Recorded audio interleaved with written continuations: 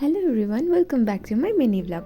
সরস্বতী পুজোর দিন আমি আর আমার বন্ধুরা মিলে চলে গেছিলাম নর্থ কলকাতায়। যেহেতু আমরা লাঞ্চ বাইরে করব, তাই জন্যই আমরা বেরিয়ে পড়েছিলাম বেলাবুলি।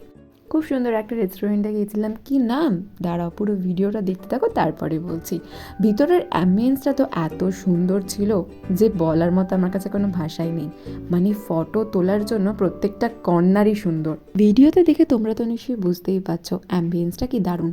এখানে কিন্তু নর্থ কলকাতার প্রত্যেকটা জিনিসেরই একটা ছোঁয়া রয়েছে, মানে বোঝাই যাচ্ছে যে এটা সম্পূর্ণভাবে একটা বাঙালি রেস্টুরেন্ট। সুতরাং খাবার দাবারও হবে একদম পাকা বাঙালিয়ানার মতো। আমি নিয়েছিলাম ভাত, ডাল আর ঝুড়ি ঝুড়ি আলু ভাজা, আর আমার বন্ধুরা নিয়েছিল বাসন্তী পোলাও, পনির মালাইকারি আর ফিশ বাটার ফ্রাই। এবারে তোমাদের বলি, রেস্টুরেন্টটার নাম হচ্ছে কস্তুরি, যেটা হাতিবাগানের ওখানে অবস্থিত। ওখান থেকে বেরিয়ে আমাদের গন্তব্যে যাওয়ার পথে মাঝে কিছু ঠাকুর দর্শন হয়ে যায়। দেখা হবে নেক্সট ভিডিওয়ে।